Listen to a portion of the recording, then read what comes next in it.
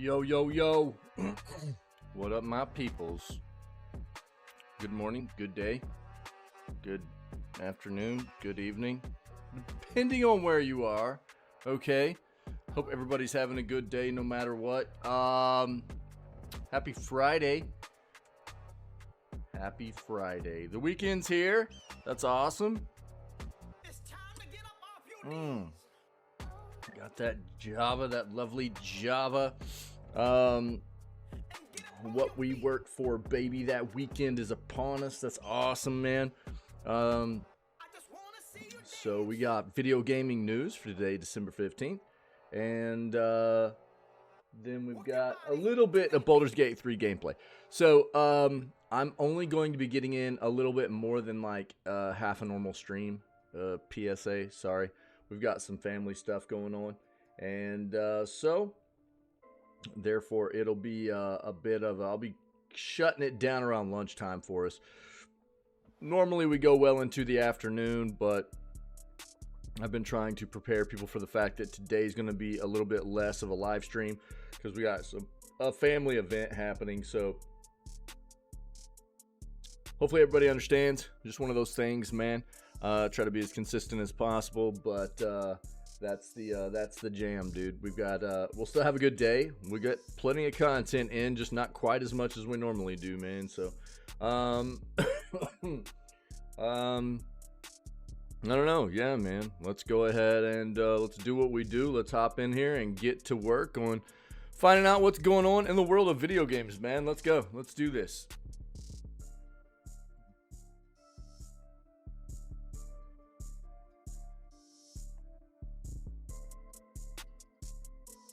The Last of Us multiplayer game is canceled because obviously Naughty Dog doesn't want to do anything new. That's quite apparent with their pivot into doing The Last of Us 2 remaster. Yeah. So, look, we've also seen so many of these very popular single-player campaign-focused games feel like they needed to look towards a multiplayer spin-off, and the popularity of that is dying down. It's, you know, the Horizon games were trying to do that. It's sounding like that might not be coming our way. It might eventually not come to fruition. There was The Last of Us. What are all the other ones that were happening? There was a ton of them, dude. And I don't know. It's we had caught a little bit of water cooler talk that this might be shutting down anyways, and here we are. So I don't know. For Naughty Dog, dude, I need to see them do something different. They can't even, you know, like with the news of them needing to bring a game that's not even 4 years old yet in a remastered state to us, just feels really gross. And I'm not a big fan of what they've been doing currently.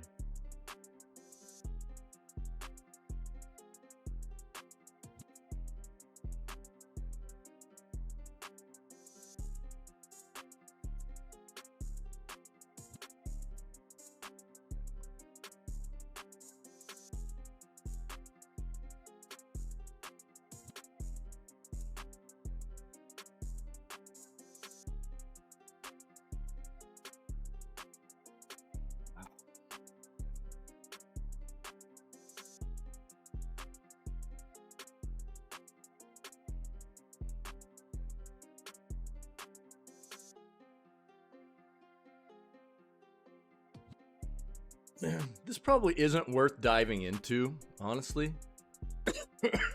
Sorry, my throat's a little bit jacked this morning. Light No Fire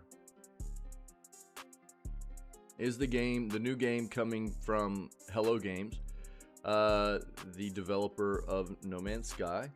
And this is release date speculation, trailers, which we already saw, the release trailer, announcement trailer out of the Game Awards. You know, I don't think there's really much more for us to dive into here. I think everybody's a bit hesitant. The announcement from Hello Games, and it was a bit reminiscent of No Man's Sky, and we all know how that went. That was a huge overpromise they didn't deliver on, at least not on release, you know, and that was unfortunate. And then what they're promising here felt like a lot of hype that it could be really cool if they deliver on that promise. But we know that they've duped us like that before, so I think they need to just let their product speak for itself. They definitely don't need to be hyping up this game verbally. They need to be letting this game speak for itself. Put trailers out, put gameplay trailers out, let people see what's actually there, and let us come to our own conclusions about what this game is going to have to offer. That's the best thing that I think Hello Games could do for Light No Fire.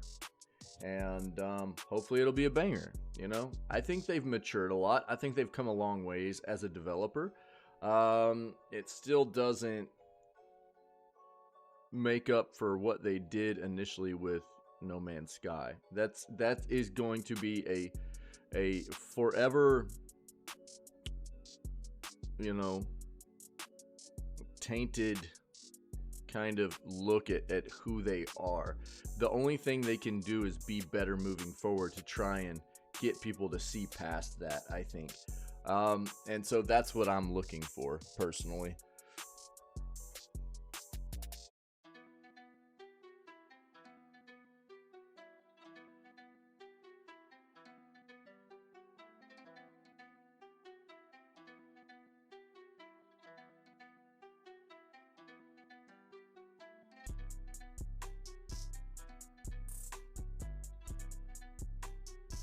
Sup, yo? What it do, brother? What's going on? How are you, my friend? Happy Friday, dog. How you been?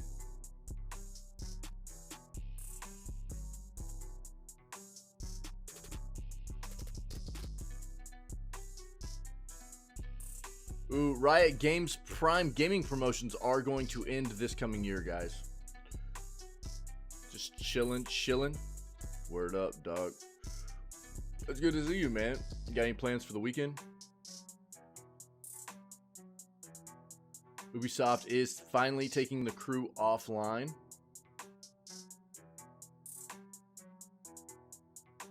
We've talked about this.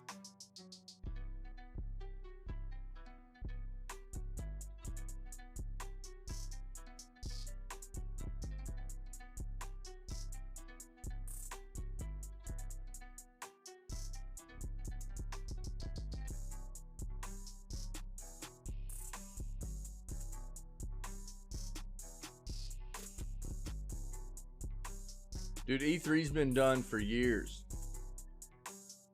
It's just they finally were willing to admit it to themselves. I've been calling this out for years.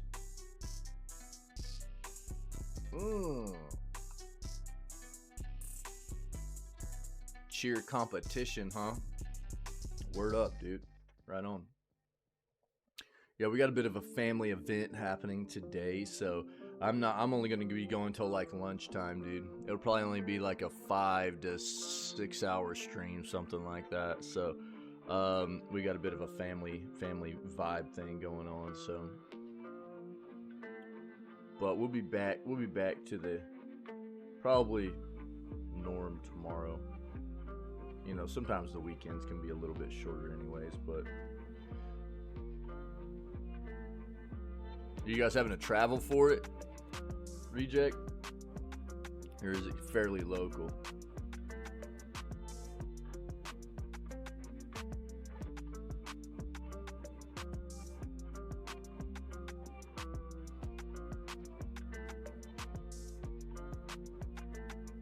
Oh, yeah, you gotta travel. All right, word up.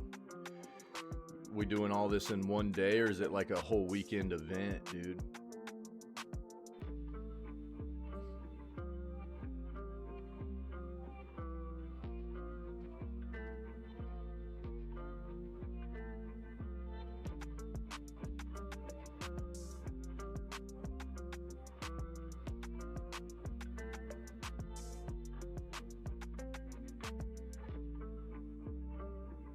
Naughty Dog has confirmed they're developing multiple single-player games right now. Yeah? Okay. Let's take a look at that. Oh, yeah, you're good, buddy. Yeah, no worries.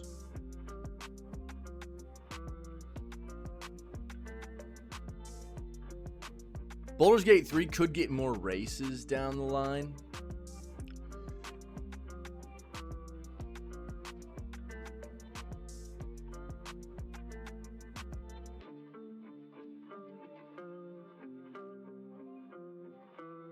Interesting.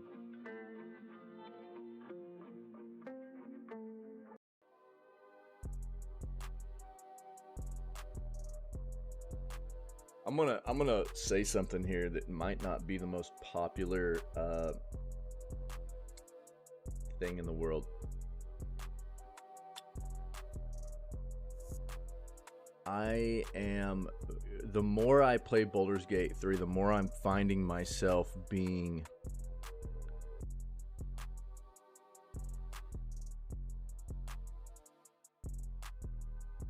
comparing BG3 in many of its combat aspects, the evolution of its leveling up and character progression and things like that. I keep comparing it to something like Pillars of Eternity, and I'm not quite as enamored by BG3 as I was with Pillars of Eternity. Honestly. Baldur's Gate 3 is a more modern game. It is I think that when you look at it overall, it is a deeper game probably, but Pillars has always been a very deep game too. But I do think I like the character progression, the character building, the way that they did a lot of the stuff in the Pillars games more than what I've gotten out of Baldur's Gate 3 from Larian. I don't think BG3 is bad per se, but I keep finding myself comparing the two. And I personally am just not as big of a fan of what I've got out of BG3 in that aspect as what I was from Pillars, interestingly enough.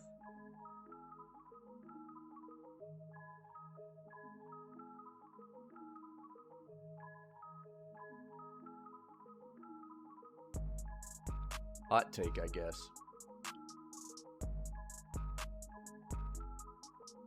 So then I think that brings to question something that we've kind of talked about previously, and what if we were to get Pillars 3? What if we were to get a Pillars game that wasn't just crowdfunded? What if we were to get a Pillars game that actually had a legitimate like AAA budget behind it? Could be pretty phenomenal.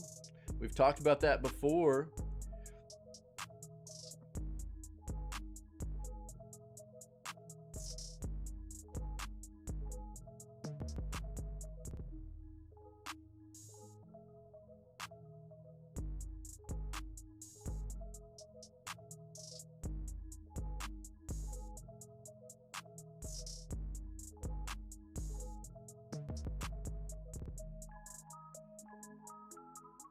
Talked about this yesterday.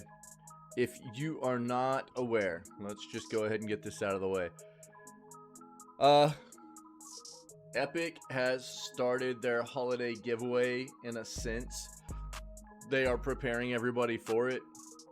You have just over 5 days to go ahead and get your account made and get prepared for their 24-hour, 2-week long period of holiday giveaways, which is a new game or two that will be given away every single day or every 24 hours. They've already started it off in a sense with giving away the Destiny 2 Legacy Collection.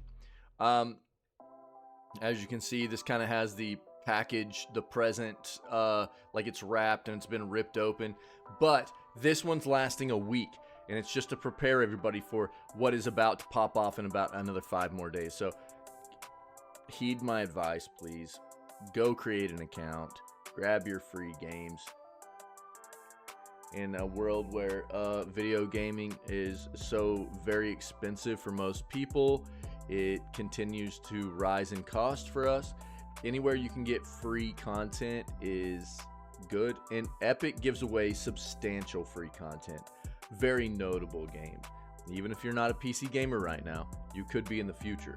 Just because you're not gaming on a PC doesn't mean that you can't access a browser every day and just log into Epic and grab your free content. So if you end up becoming a PC gamer later, you'll have a library of games to play. It just makes sense, okay? So just do yourselves a favor, heed my advice, make an Epic Games account, and grab all your... I have between 250 and 300 games in my library on Epic at this point, and it's just chock full of bangers. Very, very notable games. From absolute standout AAA games to, you know, very notable indie games, things of that nature. They give away good games all the time. So it really doesn't make any sense to not do this. You should be grabbing this free content.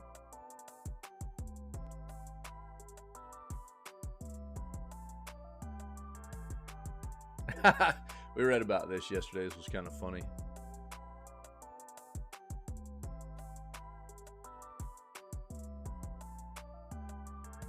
Oh no, dude.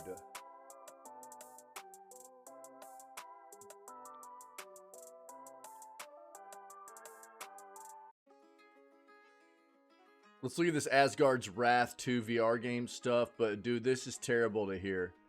Insomniac Games has reportedly been hacked with details of its upcoming Wolverine game included in the stolen data.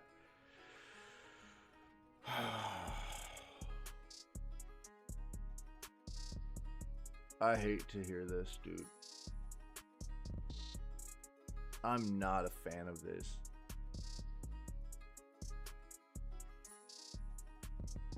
I recently talked about how much I dislike this kind of thing happening in our industry, you know, the video gaming industry. I am just not a fan, and I had an article. Let me see here. I'll link it now. I'll link it again here in a little bit.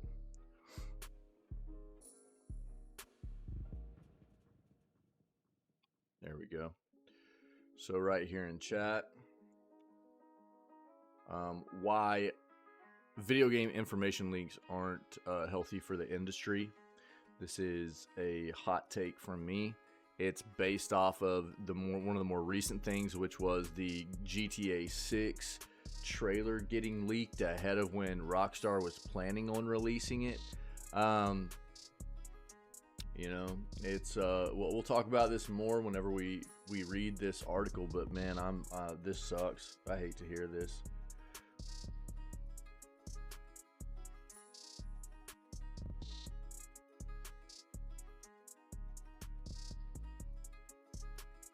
Let's go look at our other search. Video.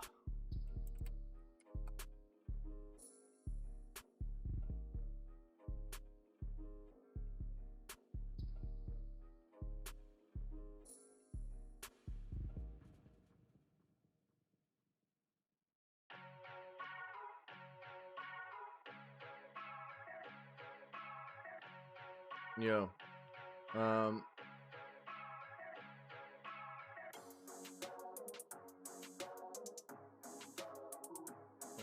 okay. Vibing this morning? Everybody vibing? You feeling it?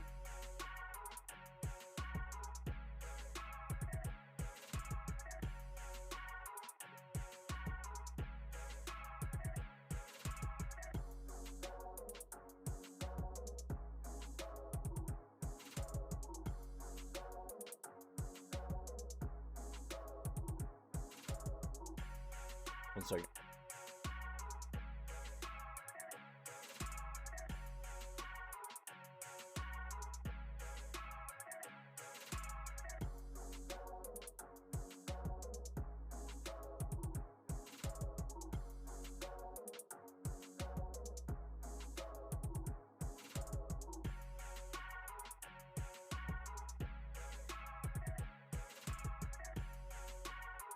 All right. Sorry.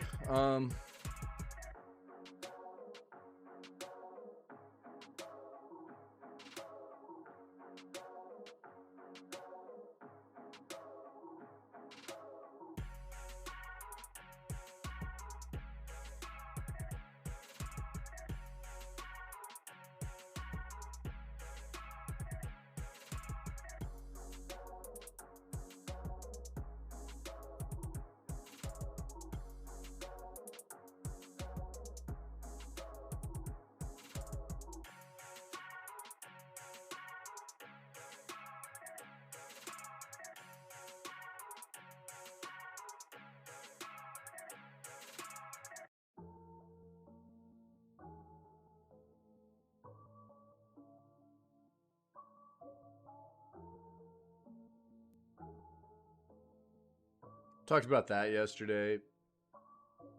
We've talked about this, but I've got it up this morning.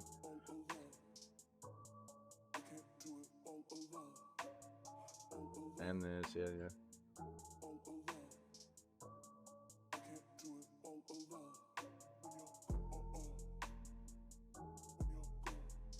I already kind of addressed this both during the Game Awards and this morning as well. This isn't worth looking into, really. Once we get substantial information about Light No Fire, which is the new game coming from Hello Games, who makes No Man's Sky, you know, we'll look into it. I think that, again, the best thing that Hello Games can do with Light No Fire is let the game speak for itself. They do not. The worst thing they can do is hype this up. It makes them look exactly like what they did with No Man's Sky, which we all know what a debacle that was.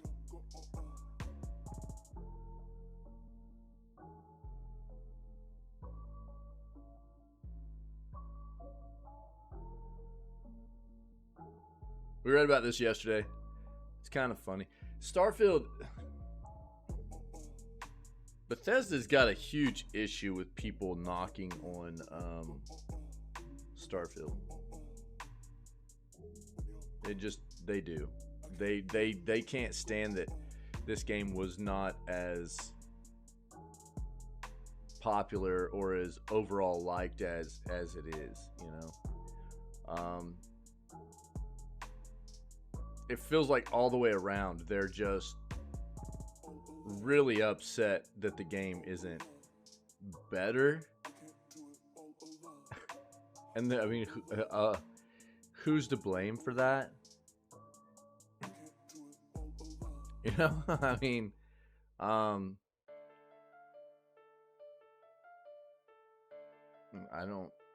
don't know.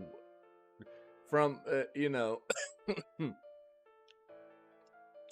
them doing things like trying to review or like review negative reviews on Steam and try and convince people the game's good, which is a really weird play, to having lead designers and stuff like this, Emil, try and convince people that you don't really know what it takes to make a game. You know, okay. I mean, that still doesn't change the fact of, you know, overall consensus, what people feel about your title you've made.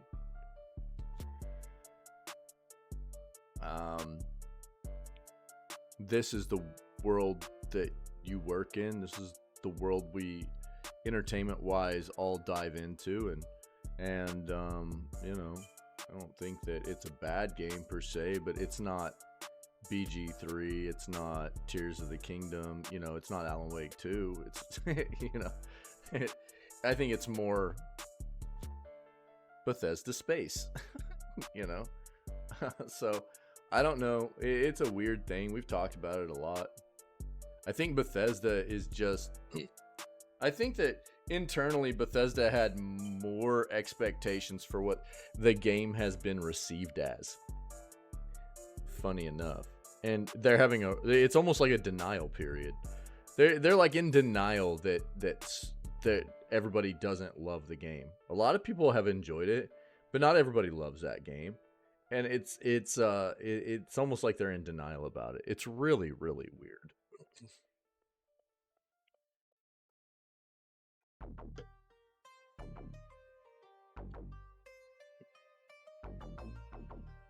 We talked about this already too. 50 Xbox Series X and S games just had their prices slashed. Take a look at that.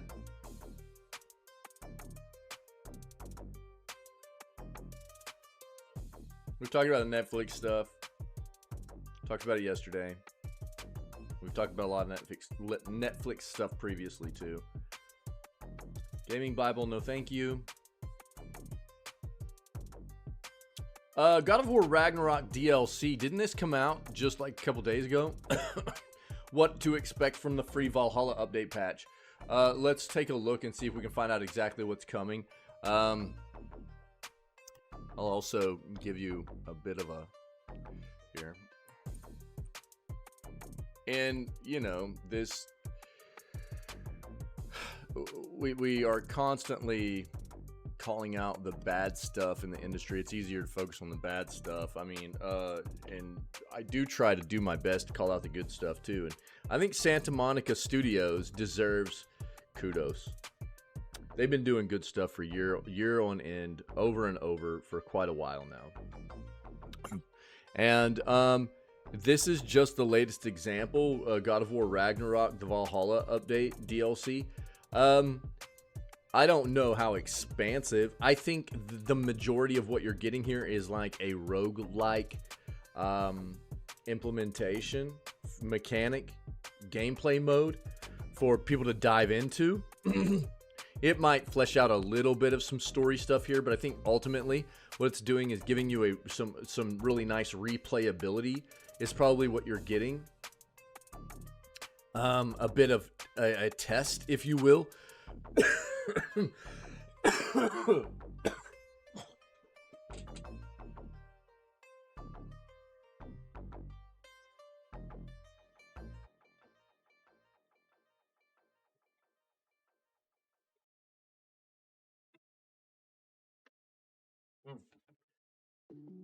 Sorry, guys. A test, if you will, for your skills and your ability to like go through this game in more of a roguelike mode with this implementation, and that's cool, man. I think the big thing to focus on here is that they're giving replayability in a way, maybe not for the main story or anything, but they're giving you more playability.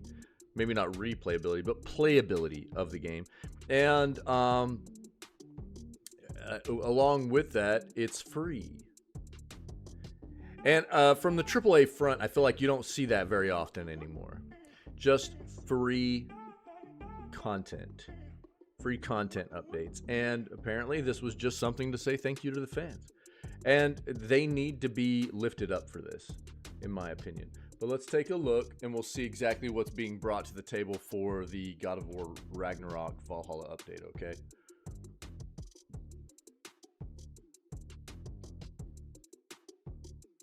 Bro, what's wrong with people? Valve says no to inhaling Steam Deck fumes. Have you guys heard about this?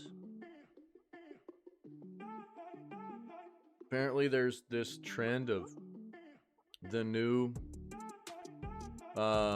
Steam Deck versions coming out and people are inhaling fumes off of them or something. What is wrong with people, dude?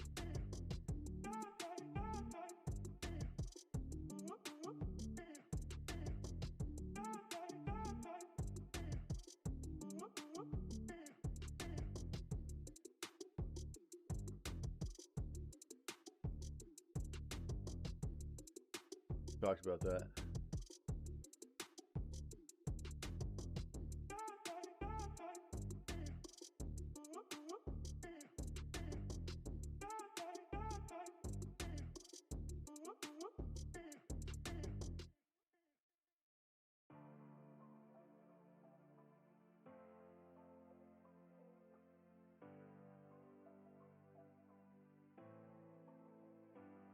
We already know that Spider-Man's New Game Plus mode is supposed to be coming at the beginning of this coming year, so we'll keep our eyes open for that. We talked about this yesterday as well. Xbox Cloud Gaming available on Quest VR. Talked about it in yesterday's news segment.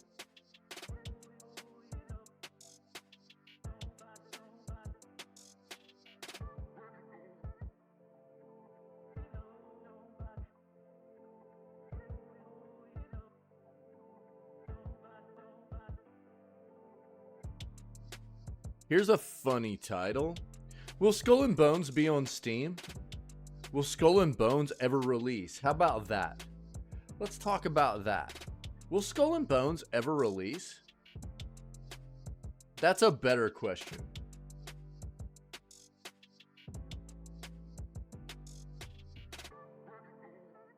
All right, let's get into these articles, man. Let's go. These will be our articles for the day. Alrighty. And then we will play BG3 for a little bit.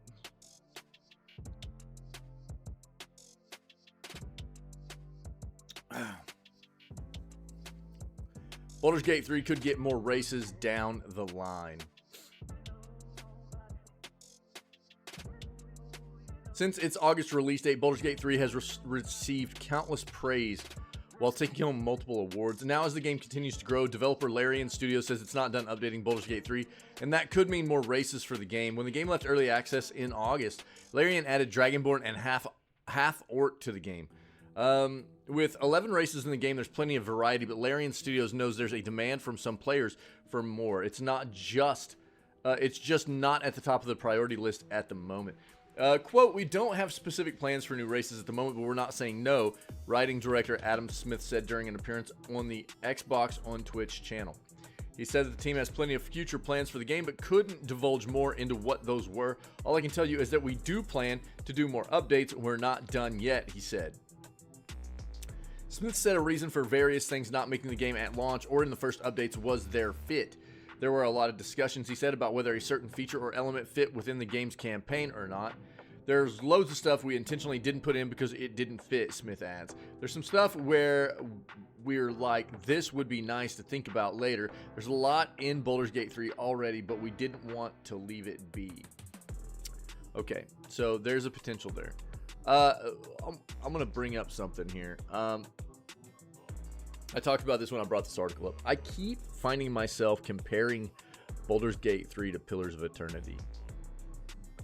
And now that I'm like a good chunk of time into Baldur's Gate 3, Baldur's Gate 3 is amazing. And what this game has done as far as like the choices matter, and your ability to basically just be free to do and address anything in this game in any way that you prefer is absolutely incredible.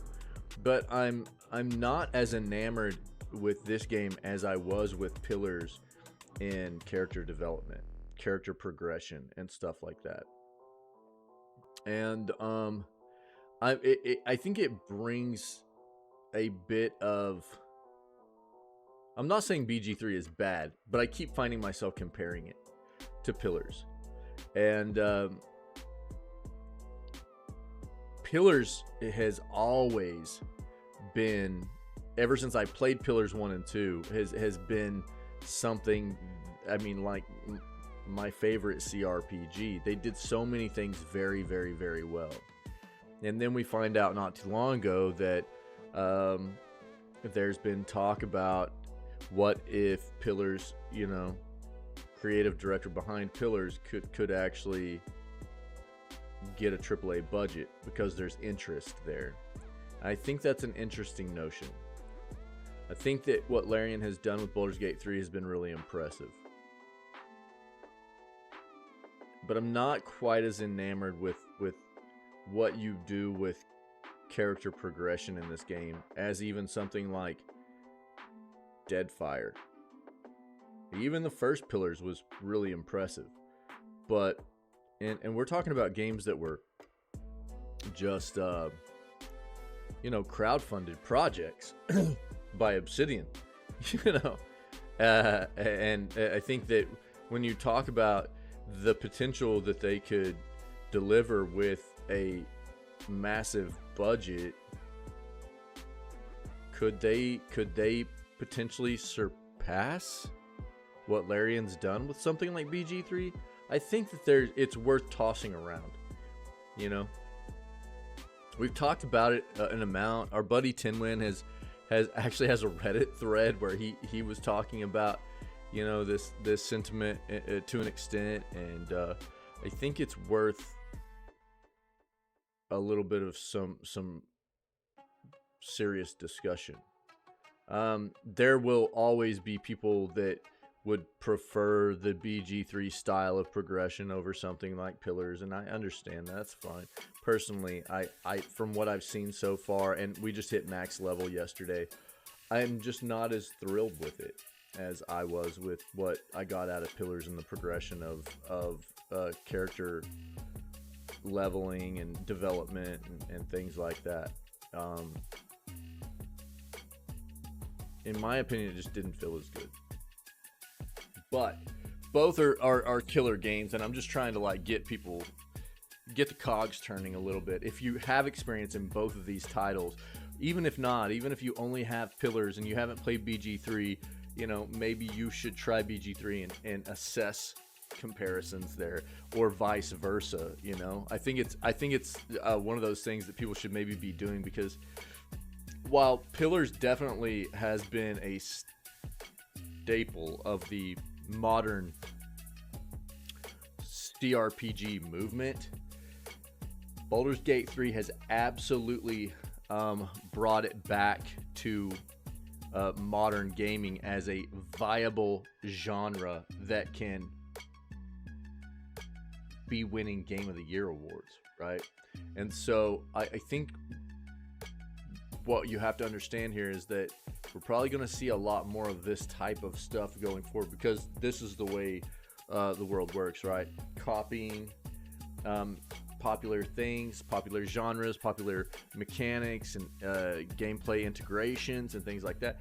So it's just something I'm trying to get people to toss around and think about, and maybe have a discussion about. You know, preference is fine. You know, so anybody, I'm not saying that anybody else should necessarily feel the way I do. I'm just expressing my own opinions and things that I've been thinking here recently after getting through a lot of Baldur's Gate 3, you know.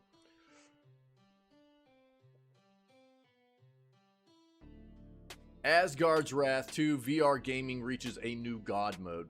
I'm swinging from rafter to rafter in a multi-level temple with my whipped sword when I'm suddenly attacked by flying enemies. I grapple one, pull it in close for a finishing move. Other adversaries start to surround me from behind, so I throw my boomerang axe and send it bouncing from one to the next. Do all this without much thought. As Asgard's Wrath 2, it's easy to feel like a god.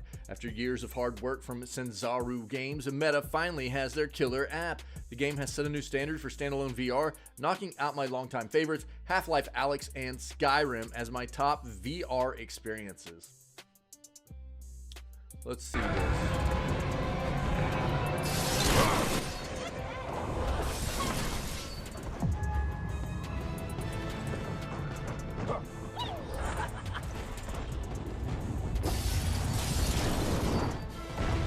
You know what it gives me? It gives me VR vibes of like old school God of War games.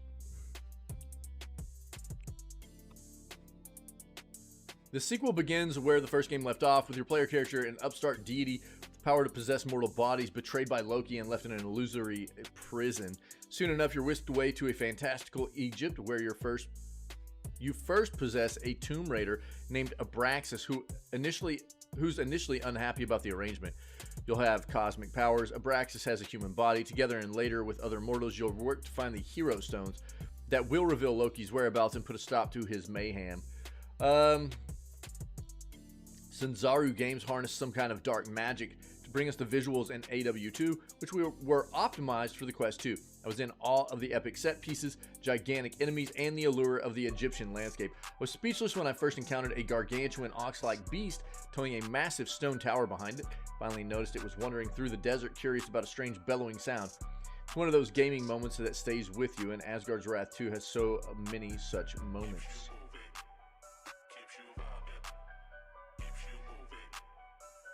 While this game isn't as high fidelity as what you would play on PC or PSVR 2, it's one of the prettiest things I've seen on the Quest. Big budget and attentive care extends to the story, writing, music, and voice acting, with a cast that includes stars like Forrest Whitaker and Tessa Thompson. Game's also huge, roughly 130 hours if you include every quest and side quest, uncharted rifts, roguelite dungeons with asynchronous multiplayer, and cosmic events, themed events that pop up every month, add even more playtime and replay value. That's cool. Combat is fast and dynamic, swordplay rewards timing with a strong emphasis on parrying. There are plenty of other unique weapons for each character, each with their own fun playstyles. Throwing Abraxas's boomerang-style axe, then pulling it back for double damage is incredibly satisfying. Cyrene's squid harp, I like combined those words, really made me feel imbued with the power of the gods as each musical strum sent killer barbs at my enemies.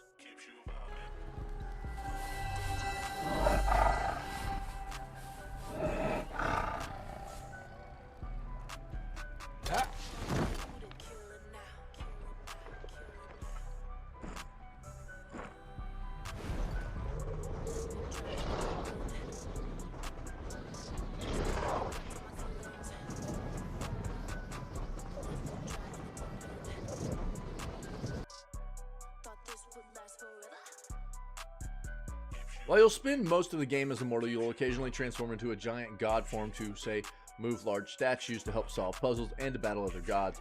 Followers you'll meet along the way will also fight alongside you, with each with unique special abilities. Handily, they can also transform into rideable mounts to help you traverse the landscape. You'll need to show them attention and occasionally throw some food or potions their way to keep them happy. In turn, you'll earn skill points and unlock character skins and additional dialogue scenes with your followers. Never seen a VR title with so much varied gameplay. It's replete with combat, puzzles, climbing, swinging, riding, flying, fishing, mining, hunting, crafting, cooking, and even some mixed reality moments for Quest 3 players, where enemies rip a hole in the fabric of your reality and start attacking you in your living room. Oh, that's interesting, dude. Check this noise. To arms, Guardian.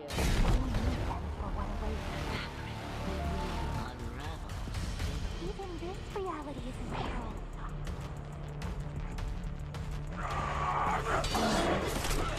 That's pretty dope, dude.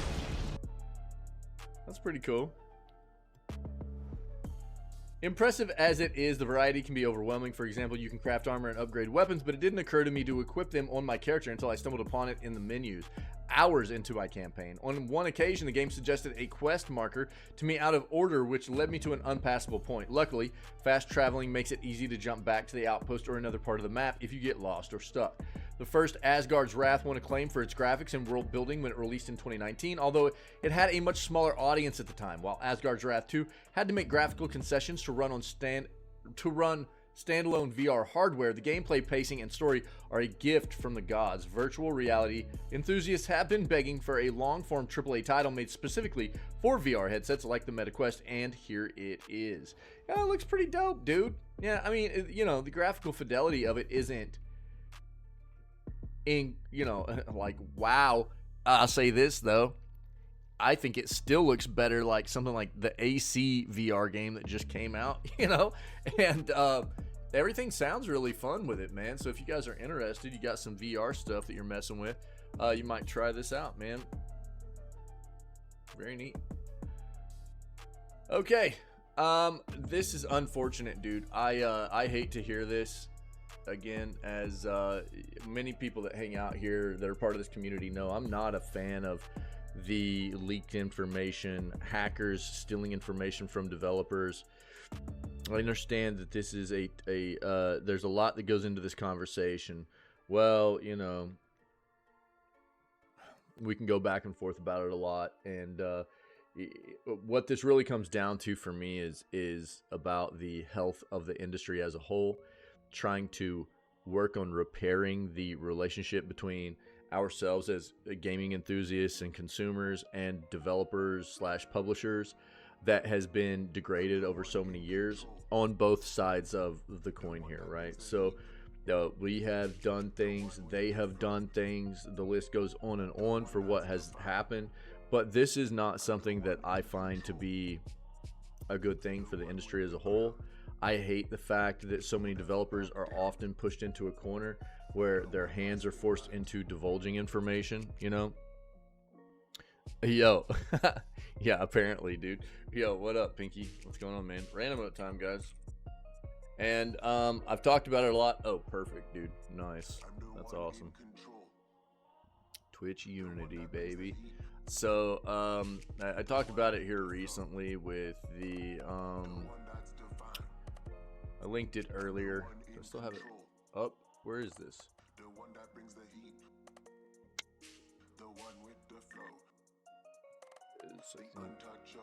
Yeah, there we go. This is a more detailed look at my take on why information links aren't good for the industry and stuff, you know. But it happens all the time. People are always data mining information. They're stealing information. They're hacking information. They're, you know, insiders are getting information and leaking it to the public. You name it. I don't think it's a great thing. It messes with the process the developer is trying to stick to, and I think that ultimately, you know, what it comes down to is we'll get the information that we're supposed to have whenever the company's ready to give it to us. We'll get it eventually. You know, we'll get that information, and nothing's really gained by getting it early. Ultimately, other than, you know, getting it before we were supposed to, and all that does is still, I guess, you know, in my view, harm the relationship that we have with developers, and they want to close down you know, lines of communication with us, stuff like that, which is important. It's really important to have open lines of communication, and I don't know. We'll dive in here now, though. Insomniac Games has reportedly been hacked, with details of its upcoming Wolverine game included in the stolen data. Personal data belonging to employees has also been stolen. That sucks, dude. According to a report from cyberdaily.au, Insomniac Games, the studio behind the Spider-Man and Ratchet and Clank games, has been hacked by a ransomware group who call themselves Ricida, provided proof that included a screenshot of Insomniac's upcoming Wolverine game, as well as character art for various Marvel-owned characters. More concerningly, the hack also includes scans of passports belonging to both current and former Insomniac employees. They include a personal document belonging to voice actor Yuri Lowenthal, who provides the voice of Spider-Man in Insomniac's games. Internal emails and other confidential documents were also part of the hack.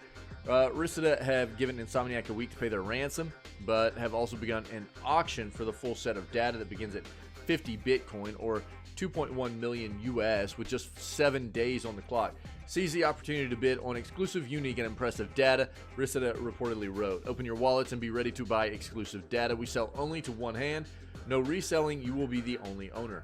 A spokesperson for Insomniac's owner, Sony, provided a public statement in response. We are aware of reports that Insomniac Games has been the victim of cybersecurity attack.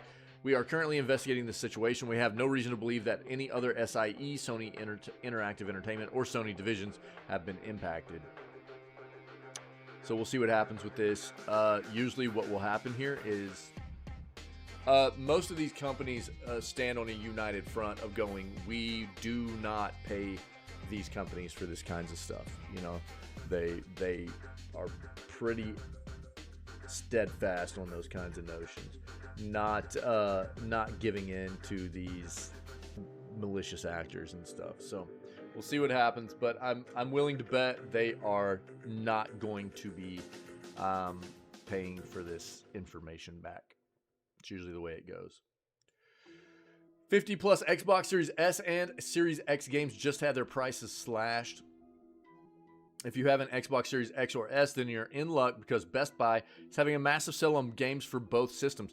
There are some excellent deals across the board, whether you want something budget-oriented that's great for co-op play, like Jackbox Party Pack, or something more sports-oriented, like Madden 24 or EA Sports FC 24. Oh, gross, dude. Gotta love the EA games, right? Either way, we've collected some of our deals from the cell below. There's too much stuff to cover, so be sure to check out everything Best Buy. Let's see here. They have a list? They don't have a list. Okay.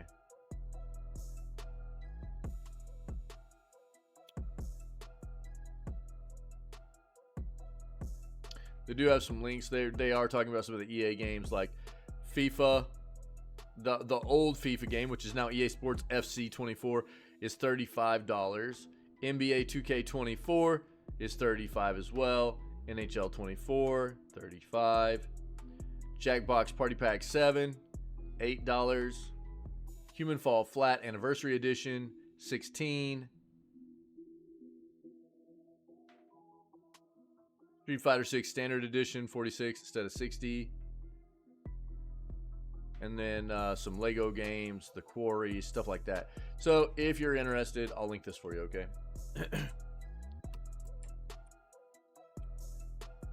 Word.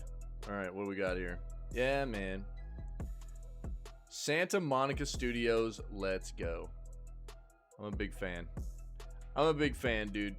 I have been for a while. They continue to impress. I think that it's important to call out these good studios doing good things for us as consumers and fans of titles. It's pretty cool. Free Valhalla update. We knew this was going to be like a roguelite expansion kind of thing. Or implementation, which is really cool.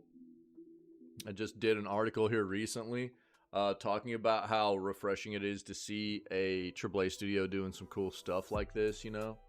Because we tend to focus on the bad ones all the time. It's nice to have some good news on the AAA front and just see a studio trying to repay and say thanks to the to all of us as gaming enthusiasts for making a game so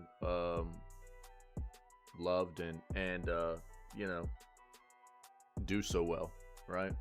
So God of War Ragnarok DLC, what to expect from the free Valhalla update patch.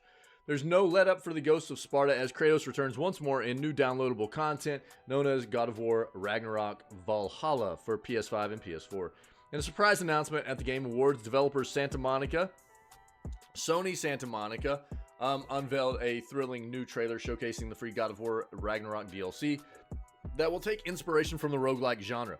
Think Hades, Returnal, and Dead Cells. From the looks of it, the update provides a grueling new challenge for Kratos, but thankfully, Mimir is here to help along the way. Recommended that anyone looking to play Valhalla DLC should experience the narrative first to avoid spoilers, and considering God of War Ragnarok as one of the best stories of the last few years, you don't want to miss out on that pleasure. So forge ahead only if you've beaten the main game. That's a recommendation there. With that out of the way, here's everything we know about the new Valhalla DLC. The Valhalla DLC was released on the 12th of December, so a few days ago. Sony Santa Monica revealed the new DLC is a gift to the fans for helping the game reach 15 million global sales since it debuted in November of last year, so just over a year, and it has hit 15 million global sales. The thing that's impressive there is, you know, that's on one platform, you know, only on a PlayStation platform.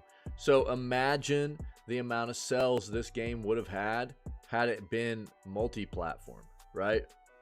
And it will end up going to PC for sure, and that will help increase sales moving forward. But just on one platform, just on PlayStation, 1 year of release, it's gotten 15 million retail sales, which is really, really good. That's really impressive. And again, for the developer to know to that, make additional content in some form, and push that out and just say, yo, this is free. Thank you, guys. This is amazing. We really appreciate how successful you've helped us make this title, and we just wanted to say thanks.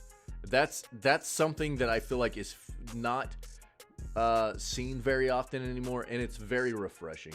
So we need to be lifting up to studios that do this kind of thing, right? Repaying customers, repaying enthusiasts, and you know, the people that have helped them be successful, repay that notion. You know, it's a symbiotic relationship, if you will, and that's the way it should be. It's nice to see this, man. So take a look at this trailer. You're not gonna let me? Okay, hold on, man. Let's do it like this then. Brother, full screen it.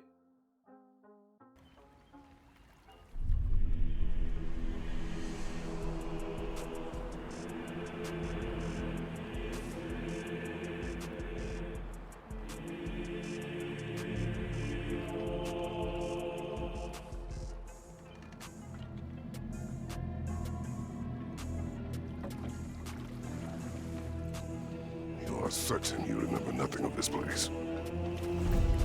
Oh, nothing that would help us. Master thyself.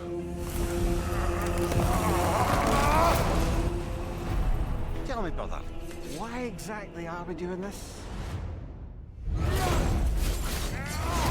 I can't wait till this game hits PC. I'm hoping sometime next year it will. No shame in what just happened. It's all part of the process. Let's go again.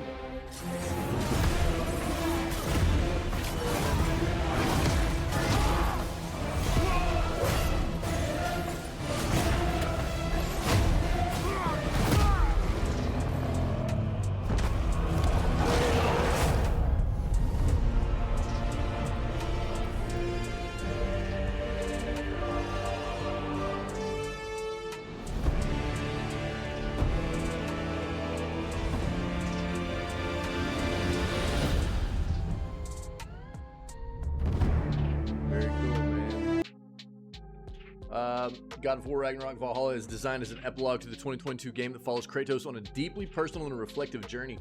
It picks up after the final battle between Odin and the departure of Atreus.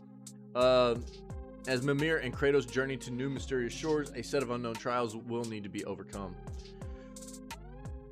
Quote, the team here at Santa Monica Studio challenged ourselves to make something different from anything we have done before in God of War history. God of War Ragnarok Valhalla celebrates the combat you know and love from God of War Ragnarok and blends it with fresh experimental elements inspired by the roguelike genre, said Santa Monica Studio lead community manager Grace Orlady? I think it's Orlady. I probably butchered that, I'm sorry. In a Sony blog post, each attempt in Valhalla will encourage you to master different aspects of Kratos' arsenal as you face new combinations of enemies and some surprises along the way. Valhalla will be available for upgrades in some way too, though it's not clear yet how exactly this will work. Gameplay. Every time Kratos falls in battle, he will reawaken outside the entry doors ready to return to combat. The more enemies he defeats, the more resources he earns, which then go towards permanent upgrades for Kratos.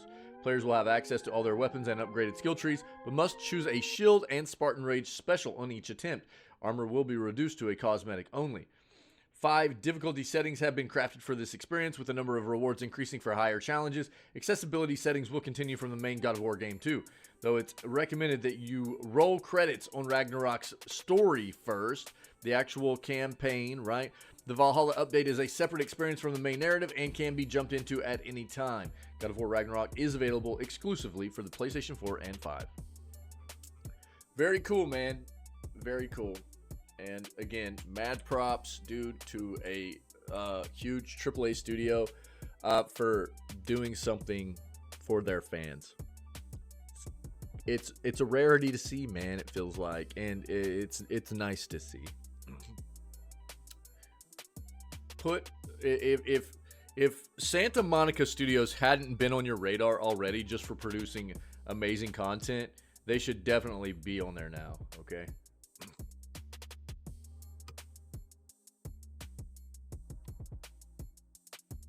Okay, man. I feel like it's like ridiculous to have to tell people things like this, but we live in a world where people want to do things like eat Tide Pods. You know what I mean? And I mean, I'm at the point where it's like, I don't know. I guess if you want to eat a Tide Pod, that's kind of like just thinning out the herd, you know? I don't know what to say other than that. If you're stupid enough to eat a Tide Pod, the world's probably better off without those people, you know, reproducing. I don't know how to address this kind of nonsense anymore, other than just to chalk it up as like a, you know, probably better without those individuals being a part of our world, if you're willing to do just idiotic stuff like that. I don't know, man. And here's, you know, apparently, dude, there's some kind of trend going on with inhaling the fumes coming out of the new Steam Decks for some reason, dude. So let's see what's going on, man. The various communities surrounding video games often leave us with somewhat mixed feelings. You've got gamers who would rather drink bleach than see a pronoun. Some who are desperate for nothing but the next Call of Duty, and others who are, you know, normal. Then there are some gamers who have to be told to stop sniffing the fumes that come out of their Steam Decks.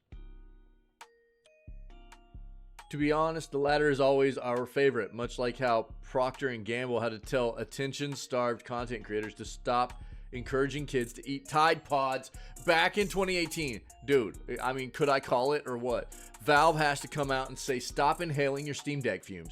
Has tickled me something awful. As reported by Dexerto, a concerned Steam Deck user named Metapod100 reached out to Valve customer support to ask for clarification on the strange habit of sniffing the warm air from the handheld gaming PC's vents. Is it safe to inhale the exhaust fumes from the top vent of the Steam Deck? It's somewhat of a meme to enjoy the fumes, but I think I kinda like it. Metapod100 asked. Valve customer support replied with the following: as with all electronics, it's generally not recommended you inhale the exhaust fumes on your device. While there are no safety concerns with general usage, directly inhaling the device's vent fumes should be avoided. We understand that it may be a meme, but please refrain from this behavior for the safety of your health. This isn't the first, nor will it be the last, that gamers have decided to do something to their video game products that could risk their health. Since the dawn of time, people have been sticking things into places that they really shouldn't. Just go hang out in an ER room and talk to a doctor or a nurse for a little bit. You'll find out about that. The fact that gamers are the ones doing this is, at the very least, a little funny. But seriously, stop sniffing the fumes on your Steam Deck. It's nasty. You haven't tasted the electrons. Yeah, I mean, honestly, this probably isn't, like, significantly, I mean, it really shouldn't be surprising, right, Troop? What up, Troop? But, I mean, you know, it's like,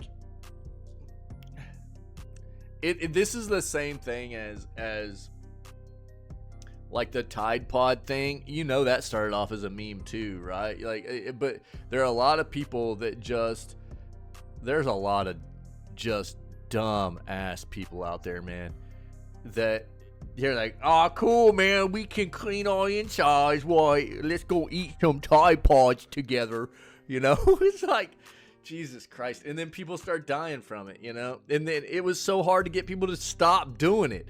Again, I mean, look, dude, I feel like if people are dumb enough to, you know, sniff electronic fumes, I'll just say this, like, obviously the human body needs oxygen, and if you're sniffing things that smell off, it's probably not oxygen.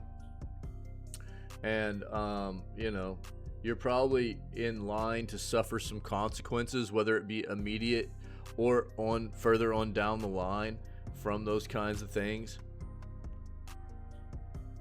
Thinning out the herd, I guess. Same thing I said with the Tide Pod stuff. You know what I mean? Steam Deck supports charging via microwave. Nice, dude. So, look, dude, am I surprised? I'm not surprised at this. You know, I saw this the other day and was like, oh, yeah, this isn't, I'm not real surprised. There's just, people are just dumb. I don't know that it takes somebody having brain damage, you know, in the first place to have to, like, resort to doing idiotic things like this. There's just a lot of dumb people out there. For reals. And I'm at the point with society anymore where it's like, yo, if somebody dies from eating a Tide Pod, I'm sorry, I don't really feel sorry for them. Sorry, not sorry, dude. I just kind of feel more like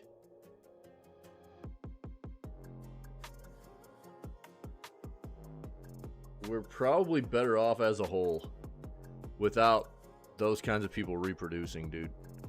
Lack of brain cells? Yeah, probably so. I don't know. I'm over it, dude. This kind of like really stupid stuff that happens, like this stuff that catches on is like some kind of popular, like, meme or trope for people to like be doing, brother.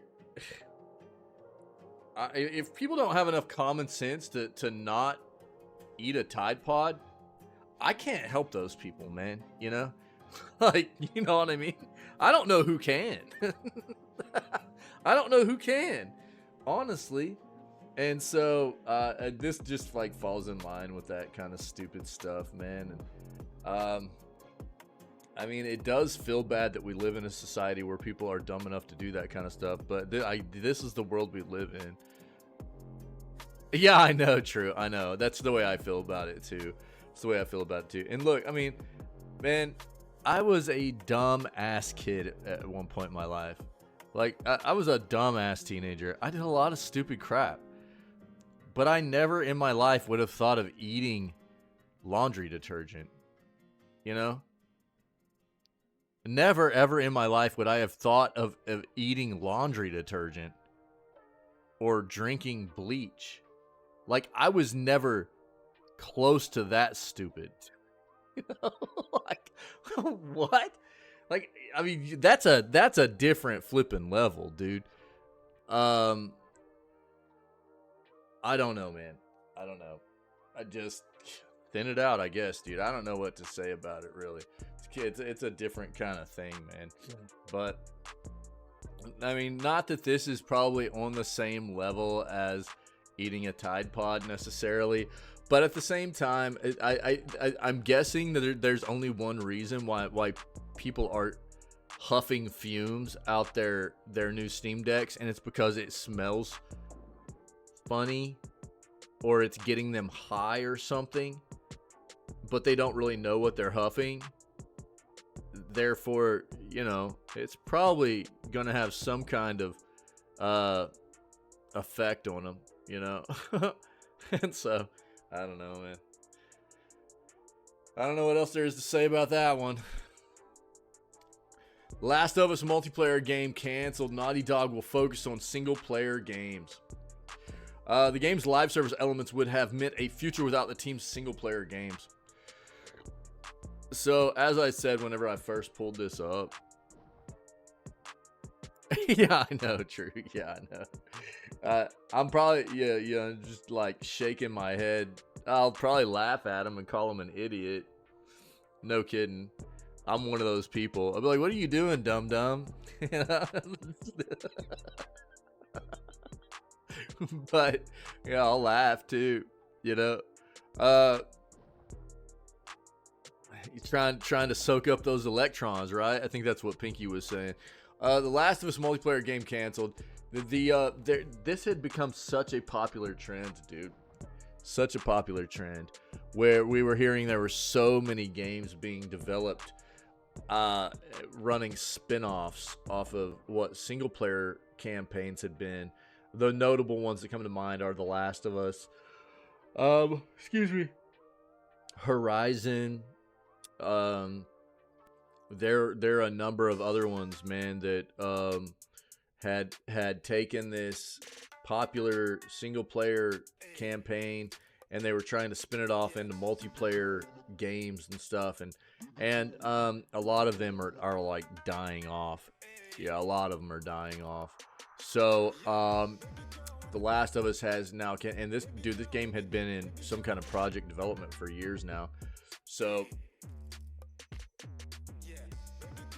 The Last of Us multiplayer project, which Naughty Dog says it had been calling The Last of Us Online internally, has been canceled. Studio revealed the news in a blog post, citing the game's ambitions as being so big that it would require the full attention of the studio, thereby taking any part of the team off of narrative-driven single-player games, the likes of which have been Naughty Dog's MO to this point.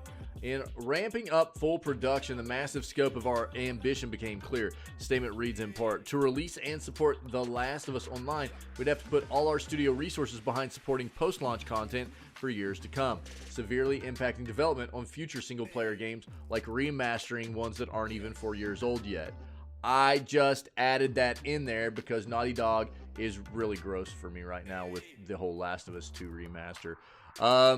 So we had two paths in front of us: become a solely live service game studio or focus on single player narrative games that have defined Naughty Dog's heritage. The fate of The Last of Us Online has seemed in doubt for some time now. Earlier this year, it was reported by Bloomberg that the development on the project had slowed down, with many of its developers moving on to other projects within the studio. Naughty Dog responded to that report in a statement online saying it was proud of the work that had been done so far and confirmed the development of a new single-player game too. Yeah, in October, we learned that Naughty Dog had laid off roughly 24 contractors, according to a Kotaku report. That same report said that the Last of Us multiplayer project was basically on ice at this point. The game was once envisioned as one of several forthcoming multiplayer games from Sony, as the normally story-driven publisher seeks to compete in a busy live service space. But just weeks ago, we learned that Sony had already greatly reduced its expected output in that arena, with the company cutting in half its number of in-development live service games planned to debut in March of 2026 or sooner. It's unclear exactly which other games have been pushed out of that window or canceled outright. It's quite likely some of them were never announced in the first place. Products discussed here are independently chosen by the editors of GameSpot. Yeah.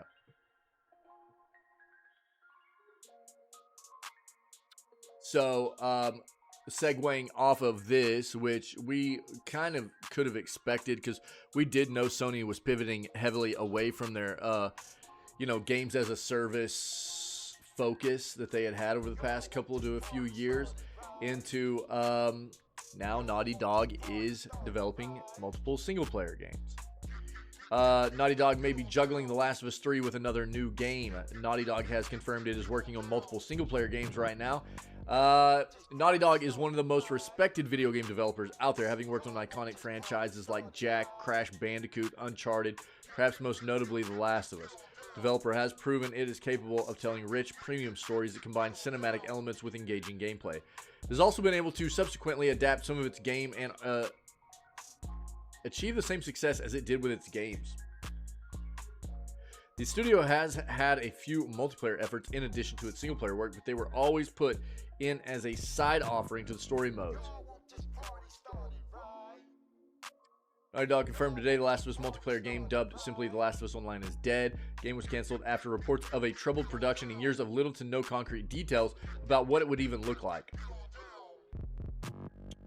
Which we just read.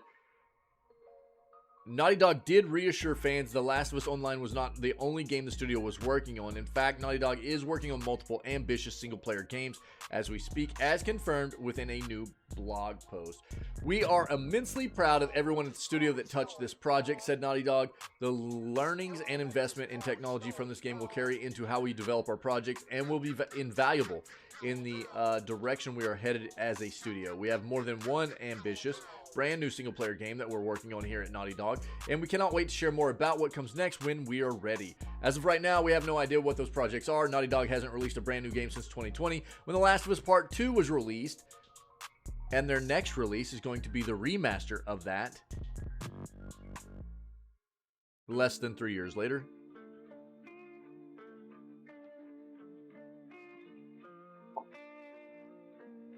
So that's gross. Studio has released a remake of the first game and is gearing up to remaster the sequel. It can be assumed The Last of Us Part 3 is in the works. Naughty Dog has stayed pretty coy about the project. Also been heavily rumored that the studio has a new sci-fi game in the works. So we'll just have to see. But that's just a continuance of basically what we were reading before that, right?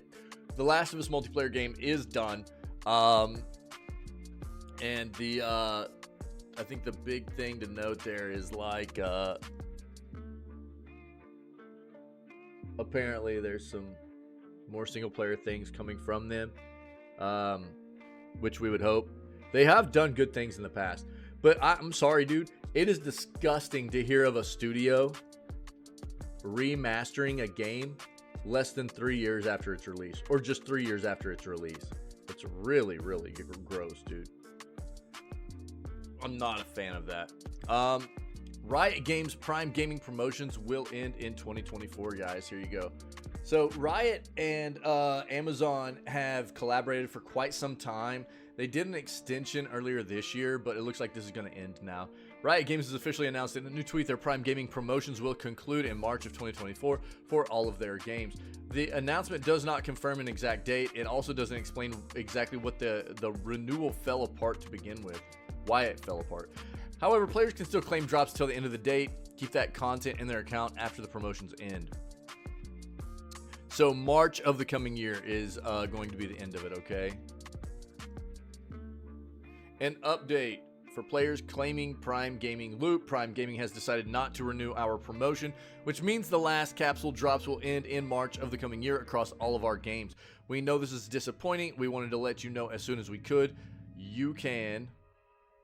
ellipses. These Prime Gaming promotions have been among the most popular, including massive titles like League of Legends and Valorant.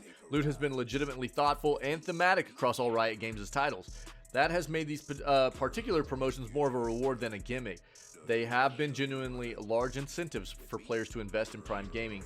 League of Legends universe has consistently expanded with a variety of spin-offs such as League of Legends Wild Rift. League of Legends has also had a highly anticipated fighting spin-off Project L in the works, which looks very good right now, by the way. We've seen a lot of stuff on that. Project L looks very good. That title would have major Prime Gaming potential, but doesn't look like that will be happening.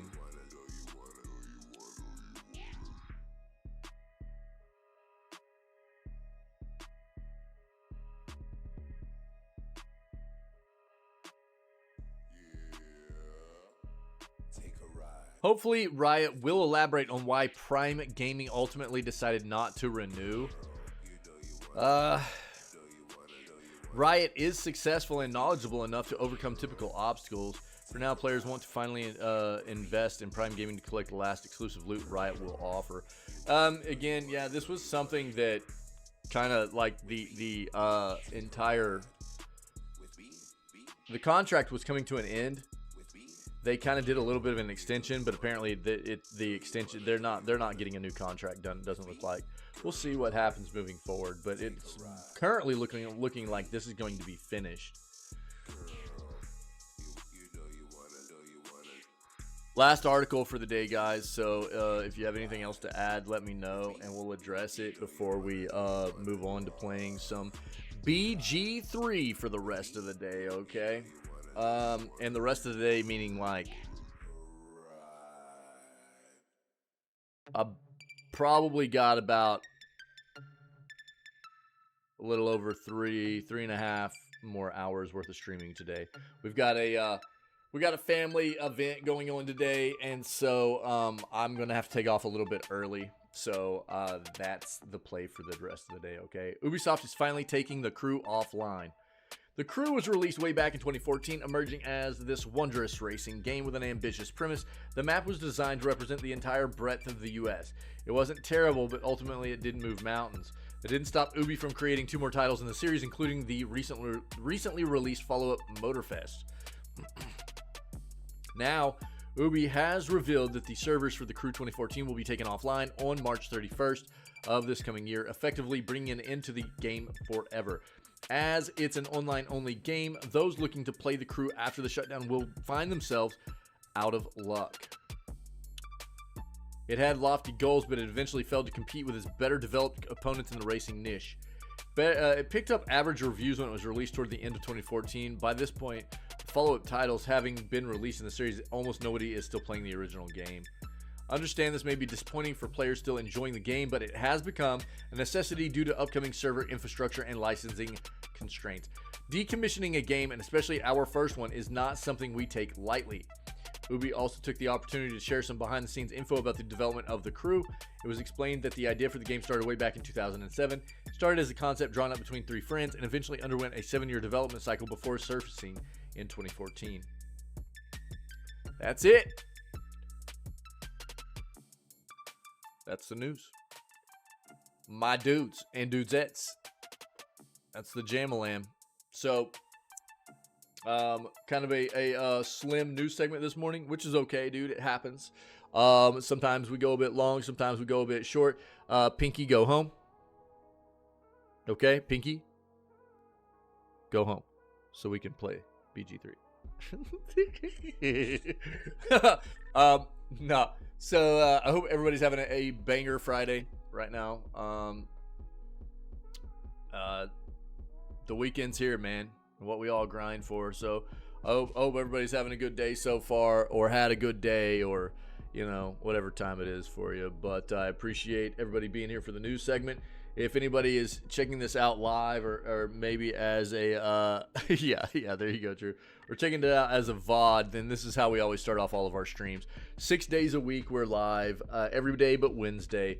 We start off at roughly 6 a.m. CST CDT. We begin with video gaming news, trying to stay current on what's going on in the world of video games, the industry, try to promote a healthier industry as a whole for us as the consumer and gaming enthusiast. You know, spotlighting, lifting up the companies that tend to be doing good things, and highlighting and trying to promote avoiding the companies that are doing bad by us as gaming enthusiasts and consumers, you know. So that's the way we start, and then we kind of segue into gaming like we're about to do right now. So all the content, most of the content that we've done previously in the channel, whether it be video gaming news or playthroughs we've done, funny clips and highlights, all that stuff can be found out on the Twitch channel, the YouTube channel. So you can take a look at that stuff, and if you're enjoying this or any of that other content, then just come hang out with us and be a part of what we do when we're live, man. We're always looking for more people to become a part of our engaging community we have here. We're all about spreading good vibes and enjoying video games. That's what brings us together, but we try to promote a community of just good people, man. Being good people that try to take care of one another, promote being welcoming, understanding, inclusive community that can always lean on one another when we need it, and have a good time together. Being void of toxicity. There's enough of that crap in the world, man. We don't need it here, you know. But being civil and understanding of people and things of that nature. So if you can dig that, dude, and that fits your vibe, then come be a part of it when we're live, okay? Other than that, man, happy Friday. Stay healthy, stay safe, be kind to one another, and we will catch everybody for more video gaming news tomorrow on December 16th. I'm going to run us an outro. I'm not going anywhere. It's just a nice little segue out of our news segment, but as soon as the outro's over, I will be here and we will get started with our gameplay. Cool? Happy Friday, guys.